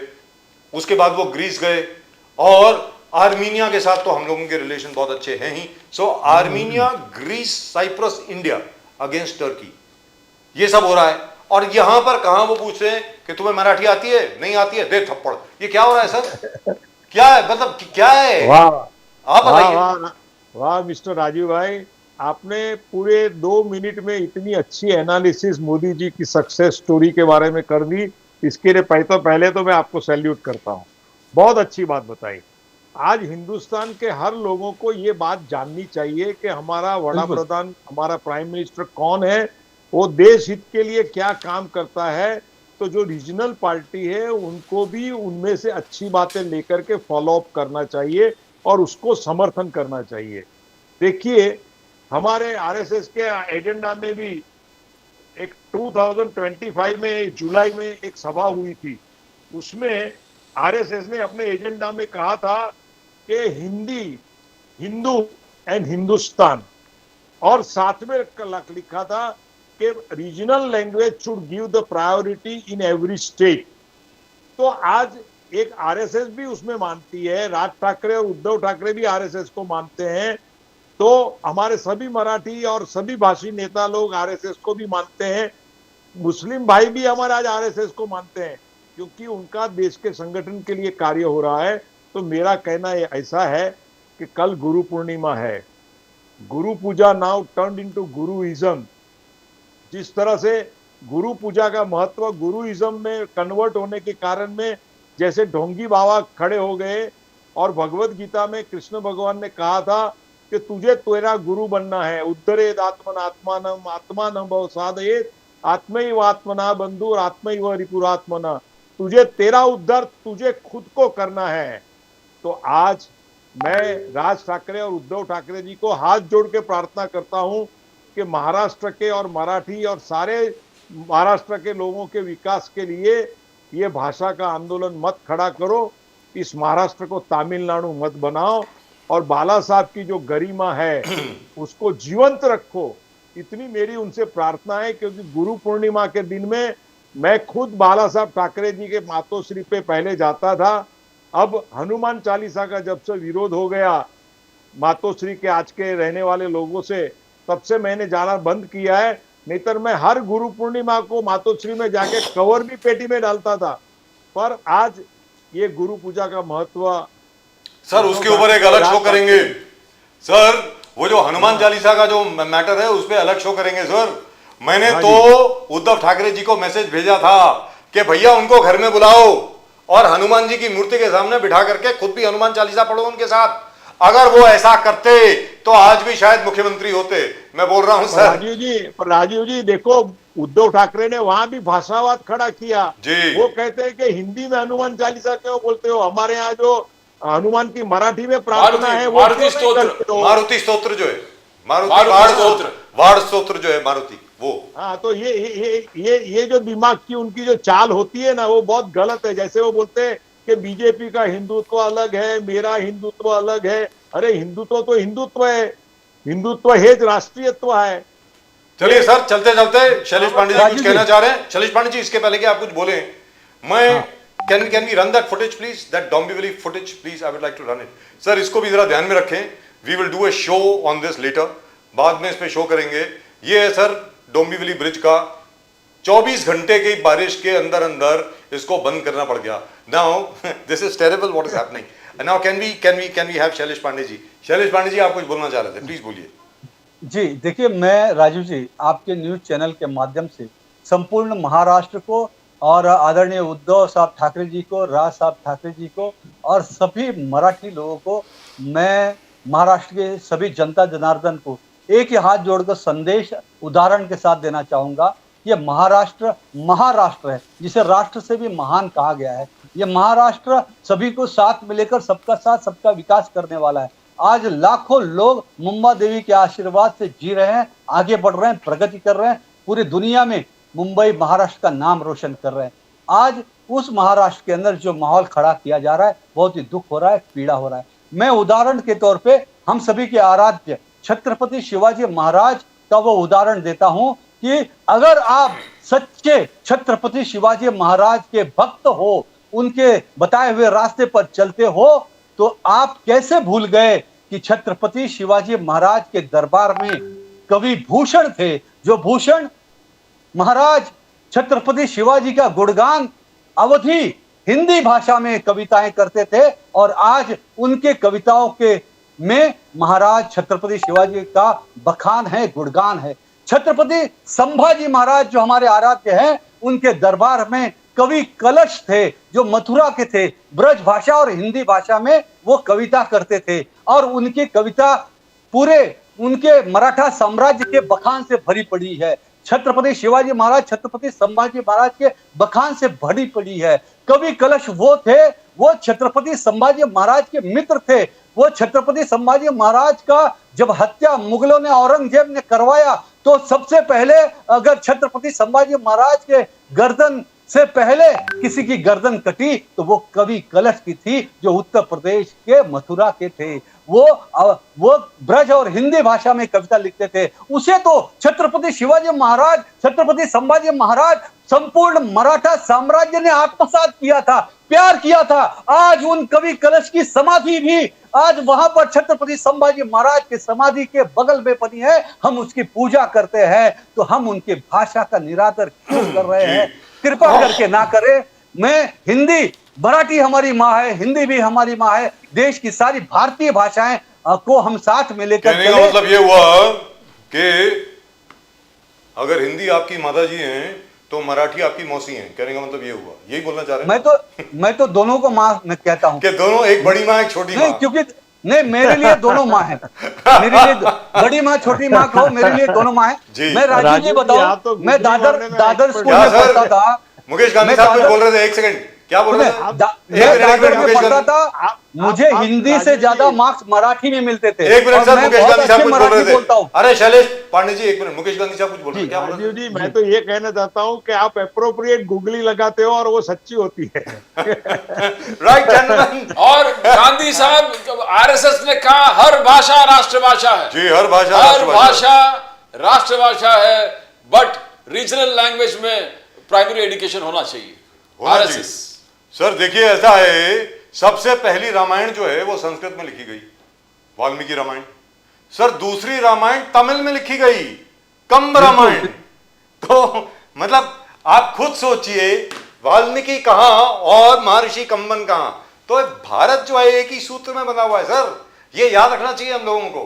क्यों याद नहीं रखते मुझे मालूम नहीं है। खैर, इन any event gentleman, thank you very much. It's been a great pleasure talking to the both of you. However, the big worry is, as Dada Bhuse Saab himself has admitted, as brought out by Mukesh Gandhi Saab on the floor of the House in the Maharashtra Assembly, 5,600 schools have been closed in Maharashtra, which is very worrying, sir, which is terrible. In fact, we should be making 10,000 more schools instead of shutting down 5,600. That is number one. And the criteria is, appalling. Less than 20 students Which is in terrible. schools. Sir, even if there is one student. No, he what I'm trying to deserves say, be- why he are deserves the to be students educated. not there in schools? Because they're all going to private schools, Pradeep ji. They're not going to government schools. They're not going to PMC schools. That's the reason why. And number two, most importantly, gentlemen, both of you, you have your heart in Mumbai, you have your heart in Maharashtra. Sir, जो महाराष्ट्र में अभी infrastructure है, जो flyovers बने हैं, जो roads बनी हैं, जो कॉन्क्रीटाइजेशन ऑफ रोड्स हो रहा है, और जो क्लीनिंग ऑफ रिवर्स में जो स्कैम चल रहा है सर इसके ऊपर we must do a show and we must do something about it. Sir Mithi river हमारे यहाँ पर है, बिल्कुल विंडो के सामने दिखता है। मैं आपको बता रहा हूं 17,000 करोड़ रुपए खर्च चुके हैं। अभी तक ये बिल्कुल वैसा ही है जैसा 2005 में था। 26 जुलाई को स्थिति में कोई फर्क नहीं आया। मैं फिर बोल रहा हूं आपको, आपके जितने कॉन्ट्रैक्टर्स हैं सबके घर भर गए। अरे कई लोग तो कोई साइप्रस का सिटीजन बन गया, कोई क्रीट का सिटीजन बन गया। सर यहां से चली भी गई, इतने करोड़ों रुपए कमा लिए उन्होंने मिट्टी नदी को साफ करने में, और साफ कर गए। और ऐसे कॉन्ट्रैक्टर्स आए जो फिल्म इंडस्ट्री से, डिनो मोरिया साहब वो साफ कर रहे थे आपके मिट्टी रिवर। सर डिनो मोरिया की क्या एक्सपर्टीज है मिट्टी रिवर क्लीन करने में, मतलब एनीवे अगर इसके ऊपर शुरू हो जाएंगे तो सर ये बंद ही नहीं होगा show. Anyway gentleman, thank you very much. मैं उम्मीद करता हूं जैसे अभी शैलेश पांडे जी ने कहा, मुकेश गांधी साहब ने कहा, प्रदीप नाम्बियार जी ने कहा कि राज ठाकरे और उद्धव ठाकरे जी बस अब इसको बंद करेंगे। और जहां तक के महाराष्ट्र का प्रश्न है या मराठी का प्रश्न है, मराठी को लेकर के हम सब लोग गर्वान्वित हैं और गर्वान्वित रहेंगे। मराठी के ऊपर कोई आंच कभी नहीं आएगी। That's it. Thank you, gentlemen. नमस्कार, जय हिंद, जय महाराष्ट्र। अंत में गुरु पूर्णिमा के ऊपर गुरु वंदना, जय हिंद, गुरु वंदना जी बोलिए। गुरु पूर्णिमा के ऊपर गुरु वंदना बोलिए सर। मुकेश गांधी साहब बोलिए। गुरु पूर्णिमा कल है, उनके लिए मैं गुरु वंदना करता हूं और कृष्णम वंदे जगत गुरु यह नारे को हम सारे विश्व में ले जाए, ऐसी प्रार्थना करता हूं। Fantastic sir. जय हिंद, जय महाराष्ट्र, हर हर महादेव। हर हर महादेव। हर हर महादेव, जय श्री राम, जय सिया राम, जय हरि विठल, जय हरि विठल, जय पंढरपुर, जय सिया राम, महाराष्ट्र। जय Siya Ram sir. Thank you. Well, so Mr. what's his name could not appear on the show because it was raining very, very hard and he was caught in a traffic jam. Which is rather sad. The gentleman from the Samajwadi Party, Katiyar साहब जो हैं, any relative of Vinay Katiyar साहब, पता पूछना पड़ेगा मुझे।